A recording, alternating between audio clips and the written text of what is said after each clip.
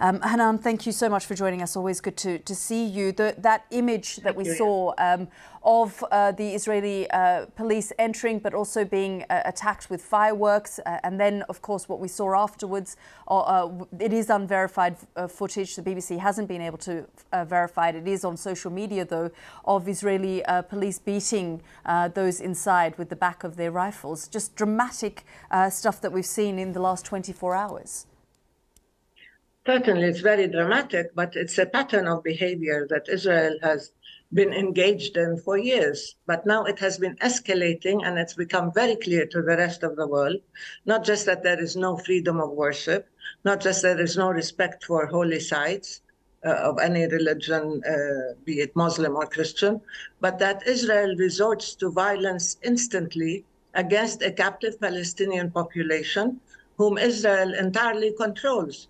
So here we are living in a situation of occupation, of settler colonialism within an apartheid system that automatically resorts to violence, that has placed settlers and extremists and racists in the government who are now in a position to take decisions and who are engaging in unbridled violence. If you also look at those images, Hanan, there are fireworks going off, and the Israeli police say that they had to go in there because agitators were holed up. Yeah, this is the usual pretext. They have to go in there. This is a Muslim holy site, and al-i'tikaf is one of the usual practices of prayer in Ramadan. The police and the army have no business entering religious holy sites. These are Palestinians in their own mosque, in their own land. Israel, too, occupies Jerusalem and occupies the West Bank, but it has no business interfering with prayer or storming the Al-Aqsa Mosque or any other place in Jerusalem or the West Bank. Well, frankly, the problem is Israel engages in provocation, engages in violence, and then should the Palestinians in any way try to defend themselves, I don't know about fireworks. I don't think fireworks are machine guns, but still, these are captive people who are worshipping in their own holy, sacred place, and the Israeli military and so-called security forces storm the place. Why should they storm that place? That's the real question. And put things in context.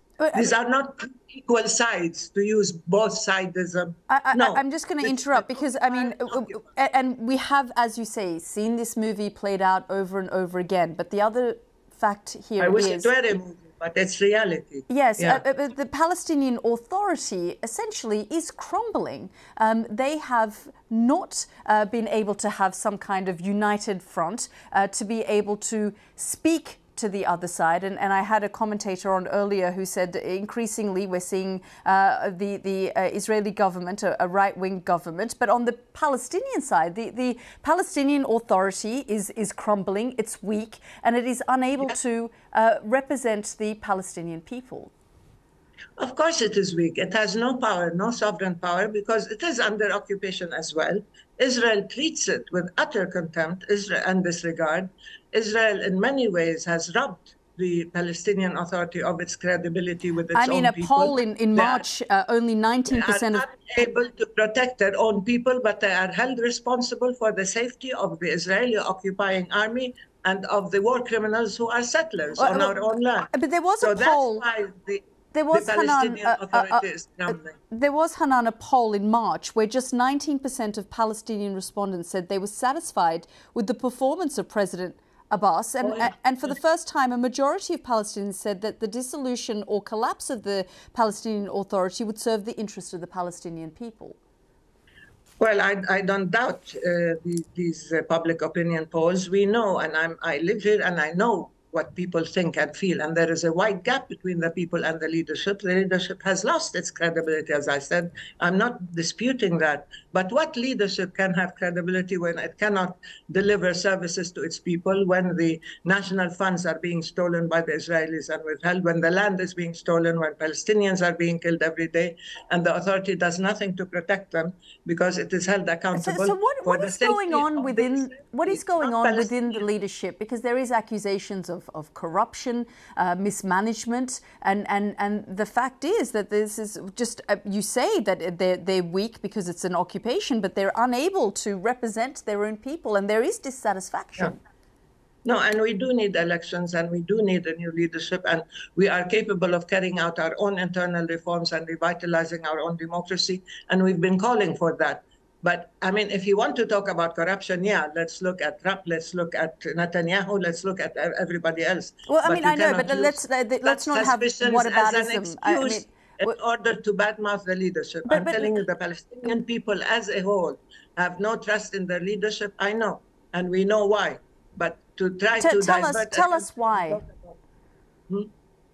I told you why, because their whole political agenda was based on a negotiated settlement, was based on a peaceful resolution, was based on the fact that you can please the Americans and the Israelis and then the occupation will end. This hasn't happened. That agenda has been defeated both by the Israelis and by the Americans and the international community, and they were rendered helpless. When Israel kills almost daily more than one Palestinian a day, who are they turning demolishes to then? Homes. Who are they turning to? Who are they turning to? You say that they're appeasing the American agenda, the Israeli agenda. Who are they turning to? Who are they turning to? The Palestinians. I mean, the Palestinian people are turning inwards. We're trying to put our own house in order. And of course, there are young people who feel that they are vulnerable. Their communities are being attacked. There are pogroms committed against places like Hawara and Khalil, Masafiriata, and so on.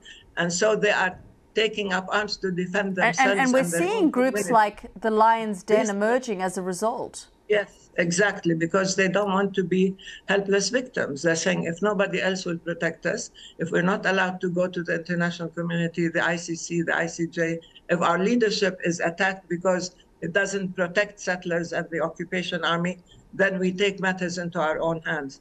And that's why we're saying, do you think that international law doesn't apply to Palestine, you cannot claim it applies anywhere else. But do you think that Israel to account, do you think that helps the situation when you have Hamas firing these rockets into Gaza, groups like the Lion's Den emerging? Here we go again. This is the usual refrain that we hear. Israel provokes the Palestinians beyond endurance, and then Hamas lobs off a few rockets that do no damage or very little damage, and then it becomes, look, Hamas and Israel. No, that's not the issue. The issue is that Israel is acting outside the law, above the law, with full criminality. And it wants to label everybody who resists or reacts as a terrorist, and then it diverts this gaslighting business. We're used to it. And it has a very efficient hasbara or spin machine that it activates whenever it wants. Let's look at the facts themselves. Why is Israel increasing military presence in Jerusalem every Ramadan? Why is Israel attacking holy sites and attacking peaceful worshippers? Are you concerned? I mean, this violence is escalating. Are you concerned about a third intifada? Are you concerned that this is going to spiral completely out of control? Well, it depends on what you mean by intifada. If you mean resistance to occupation and refusal to succumb to oppression and injustice, this is the fact of life. This is ongoing. If you mean by intifada violence, the violence and terrorism we see comes from Israel. But not all intifadas are violent. They are in response to the oppression, to the occupation, to the apartheid system that Israel has created without any accountability, without any intervention by anybody. And it acts with full impunity, which is why Palestinians are angry, because the hypocrisy, the racism, and the double standards of the world. I mean, do you think the Arab states are doing a good enough job in intervening? Not at all. I think some try to intervene, but they themselves feel beholden or dependent on Western approval. And many of them, not many, a few of the regimes try to normalize with Israel, and they're seeing how it backfires. Their own people are not interested in normalizing the occupation and the oppression of the Palestinian people. So no, I mean, we need a lot of will, determination, political will, backbone, and even moral will in order to come to the rescue of the Palestinian people who have been left totally vulnerable while Israel is being allowed to act with full impunity. And not only that, but is rewarded for its ongoing violence, the occupation. is a daily aggression. It's the most pervasive and intrusive form of violence. Let's look at it this way. Let's frame things the right way, instead of just picking and choosing here and there, the way Israel tries to distort the situation. Hanan Ashrawi, always good to talk to you. Thank you very much for joining us here on the program. Thank you, Yelda. It's good to talk to you.